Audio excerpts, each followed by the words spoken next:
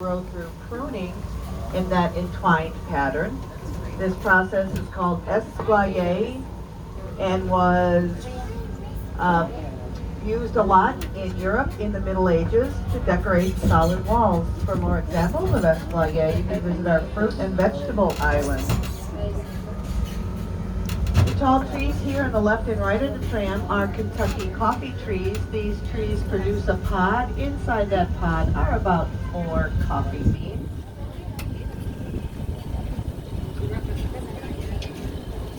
And a little bit of history before we get started. We are owned by the Forest Preserve District of Cook County, and we're managed by the Chicago Horticultural Society.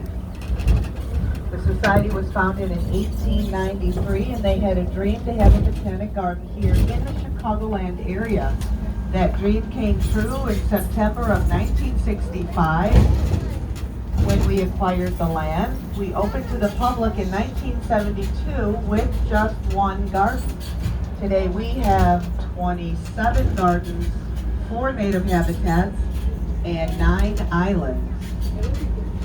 Our ride today will be about 2.5 miles around the perimeter, and will take approximately 35 minutes. We are open 365 days out of the year, and we're open from 8 a.m. until sunset. But in the summer months, we're open 7 a.m. until 9 p.m. And you folks that are wondering just exactly what a botanic garden is, well, we're defined as a place where a wide variety of plants are cultivated for scientific, educational, and ornamental purposes. We're going to make a right here and head into the Mary Mix MacDonald Woods.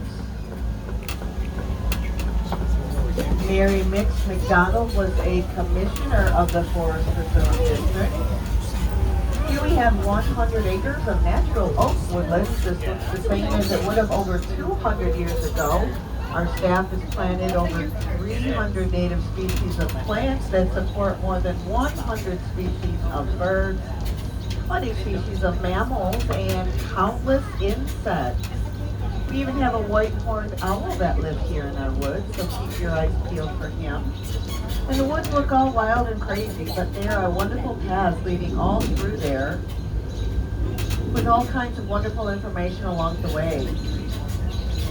If you come back to the garden in the fall, that's a beautiful time to visit the woods. And coming up here on our right is our Malott Japanese garden. This is the Garden of Sanchoan, or the Garden of 3 Islands.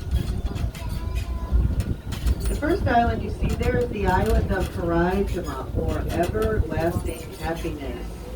This island was modeled after an island off the coast of China. And legend states that whenever mortals tried to approach this island, they would be driven back by sudden storms. Another legend states that this island sits on the back of a giant sea turtle, and when ships would approach, it would swim further and further out to sea. And that's because this island is for immortals. Only immortals will have everlasting happiness. Notice those trees that are severely pruned in keeping with the Japanese custom to make them look old. Old age is very sacred to the Japanese. The pruning they do on those trees is called cloud top pruning, because when the snow rests on the branches, it looks like little clouds hovering above the island. If you look between the 2 islands, you'll see the waterfall garden that's at a height of 45 feet. The water is recycled at a rate of 1,000 gallons per minute and cascades down over granite boulders that were mined from an ancient mountain range up in Wisconsin. The next island you see is the island of Sifoto, or the island of cool, clear breezes. Notice that arbor house that sits on top. This provides a resting place. This island is for mortals. It's for walking and strolling. This island also has raked gravel that represent the waves breaking onto the shore, and big boulders that represent the islands. It was all done in the tradition of Zen Buddhism. Coming up between the second and third island is a bridge. It's called the Zigzag Bridge, and it too has a legend. Legend states if you're being pursued by evil spirits, you can elude them by crossing this bridge, because everybody knows that evil spirits can only travel in a straight line. So if you have any cares or worries, you cross that bridge and all your cares and worries will plop right into that water. The next island is the island of Kyoto, or the island of the auspicious cloud. Nestled next to the water's edge is a building called a Shoin building. This was modeled after a summer garden retreat of the 17th century samurai. This was a place for the warrior to escape the chaos of everyday life and into the tranquility of nature. It was built in Japan, disassembled, and rebuilt here by Japanese carpenters using very few nails or screws.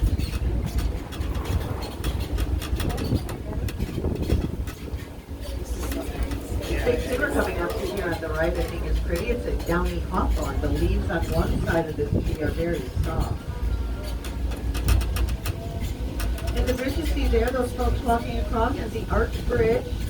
The Arch Bridge leads from the main island over to Evening Island and Archeroman, which we'll talk more about a little bit later. But right now I want to tell you about this road that we're on, which is a road that leads to our living laboratories. Research is a big part of our mission here at the garden. We have over 10,000 plants of 1,400 different kinds that are under evaluation.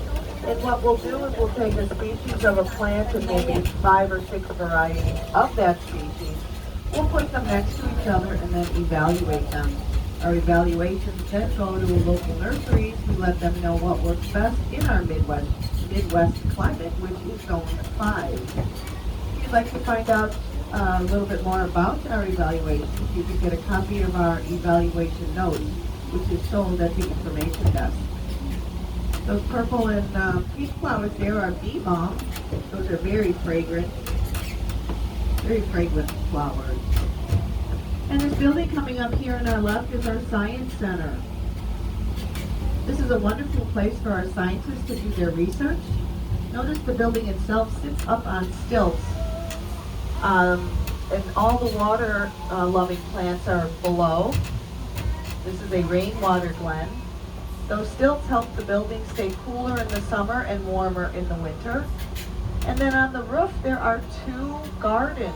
So you can walk through the building, see the scientists doing their research because they are behind glass, and then go up to the roof to look at the the 2 rooftop gardens. And this is the first of 3 stops that I will make. If anybody would like to get off and explore this part of the garden, you're welcome to do so. The next tram will be by in about 30 minutes. Everybody staying on board? Yes. Okay. Grand Tram leaving the Science Center, no one on or off.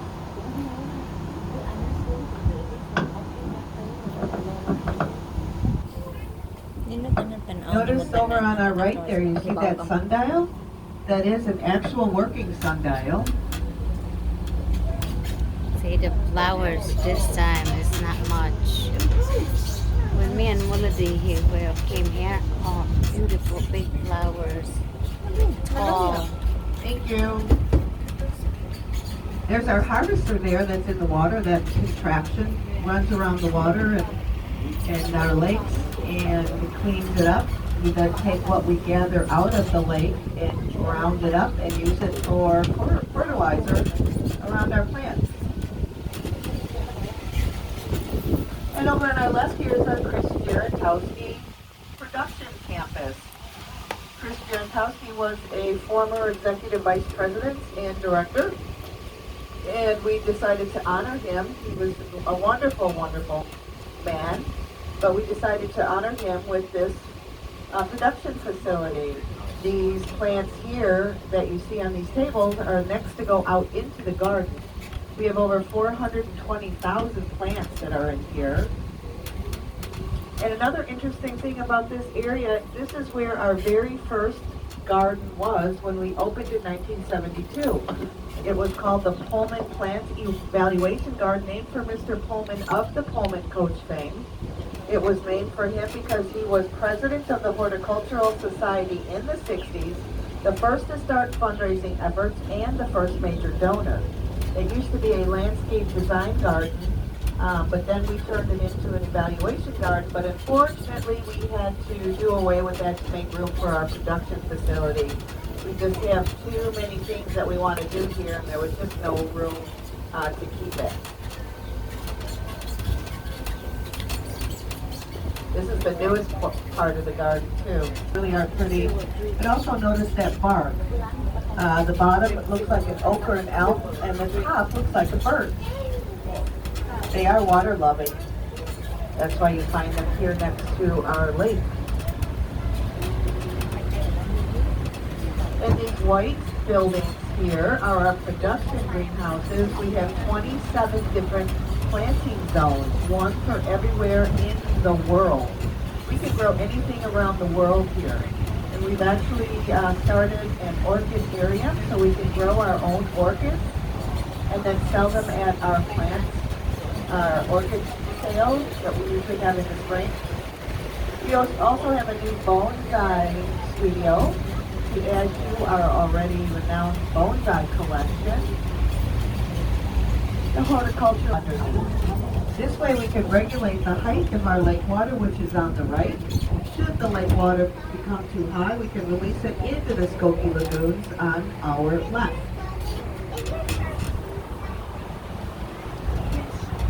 Well, now we're entering into the Dickson Prairie. Here we have 15 acres on engineered soils. Many, many years ago, 2/3 of Illinois landscape was covered in prairies